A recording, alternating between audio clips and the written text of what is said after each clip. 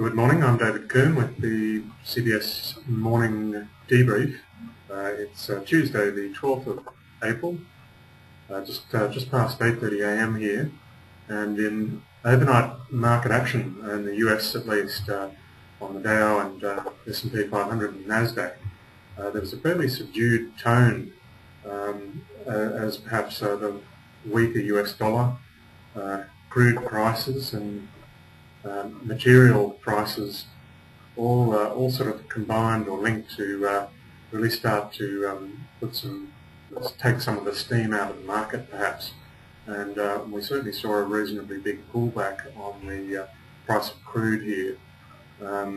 So whether or not we're going to see this start to fall off here, particularly given that we've got some fairly hawkish tones starting to emanate from the authorities on interest rates, which would suggest that there are efforts now being made to see some of this this steam come out of the price of crude here, because it really will start to have an effect if it does stay up at this sort of level for very long, and to see it go back to sort of 85 to 95 would probably be sort of realistic and sustainable, but higher levels than levels up near where we are at the moment clearly are cause for concern.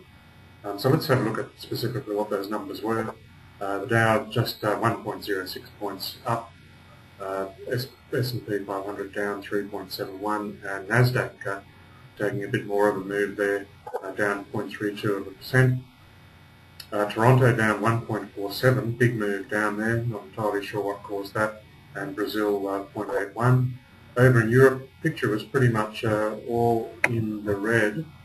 One of the bigger moves was the CAC down a little bit over 0.5%. FTSE pretty steady, the DAX 0.17, and everything else much the same sort of level. In our region, we had the Nikkei finishing off down 48 points or 0.5%, the Hang Seng down 0.38, and we ended up closing up pretty nicely, up 30 points or 0.62%. That was largely on the back of gold and energy stocks.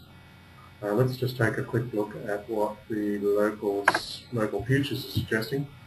Pretty much down across the region, Nikkei down 20, Hang Seng down 71, and our SPY 200 down 20. Move over and have a look at the commodities. Okay, so Brent at 121.98, down 2.67, and West Texas down $1.12 to 108.80. Natural gas often running the contra play here, up a little bit, or just 0.07%. Into our commodities, the big standouts there look to the downside. Soy down 2.1, wheat down 1.46, and the rises, cocoa 1.44, 1.11. Of course, we've had the seemingly the resolution to that conflict in West Africa there. I'm not too certain how that's playing out on things like cocoa here, but seems to be lifting prices up. Frozen orange juice up 1.77, and oats up 1.99. The big move is there. Copper, $4.45.60 per pound, down 0.4. Gold at $14.63.60, down $4.5, and silver at $40.16.5 was down 0.44 or 1.1%. The currency pairs, looks like the euro is buying a little bit less US dollars, at 1.4434 euros to the US dollar. The pound buying 1.6341 US dollars, US dollar buying 84.7540 yen, and the Aussie buying 1.05 US dollars even, and the US dollar buying 0.9563 Canadian and 0.9068 Swiss francs. Okay, let's take a look at the economic calendar for this Tuesday.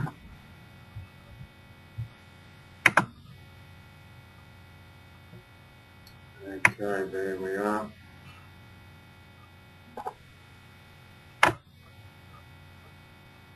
Okay, so we've got some numbers out of Great Britain. Like the RFC sales year on year for March, no expectation there. Some housing price balance numbers, some New Zealand data out at 11 o'clock, NAB banking business conditions rather. Japanese machine tool orders, and then later on this afternoon or early this evening we've got consumer price index year on year out of the UK. The expectation is for a 4.4 print, and the previous was 4.4, so the expectation is sort of right on the line there, steady. Then moving through to some German ZEW survey economic sentiment numbers, that's high significance, and then some trade balance data out of the States, and that'll be interesting to see how that comes out in light of the Chinese data recently. Then we've got going into tomorrow morning, Canadian rates decision. One is the expected print there, and this currently is at 1%.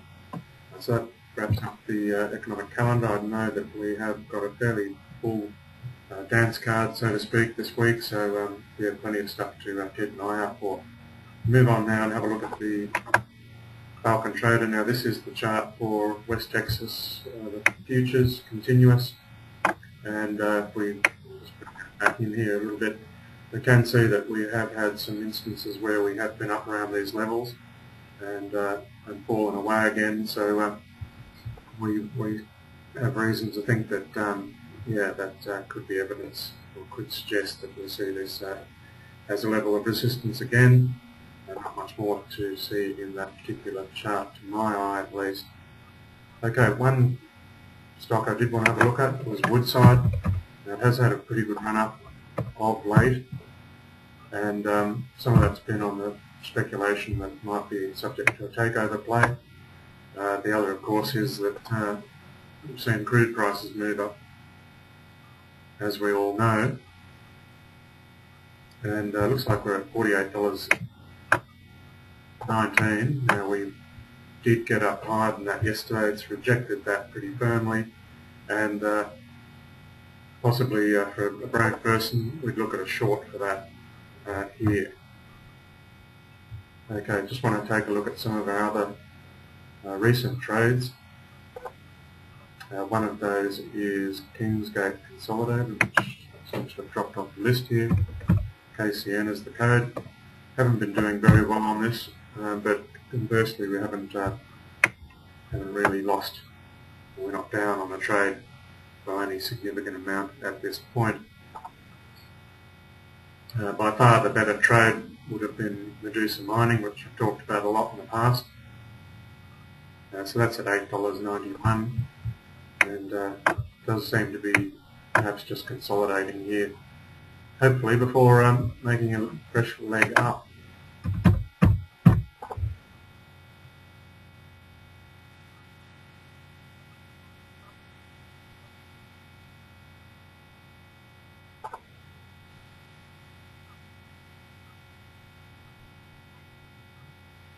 Taking a while to load that one up to see if there's anything else here that we, okay, there we go. So we have decisively taken out this old level of 775 or thereabouts, and let's move that out of the way.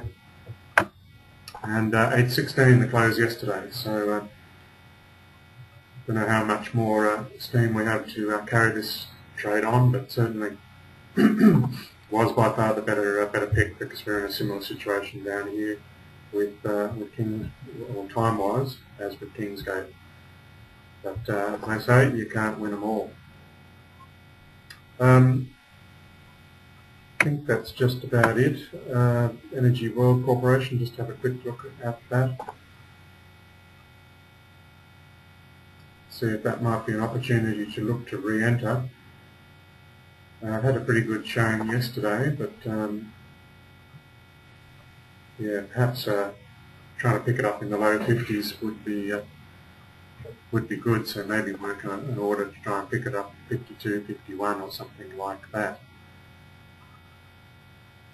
Okay, I think that's about it for me for today. So thanks as always for your attention, and good trading, and until next time, bye for now.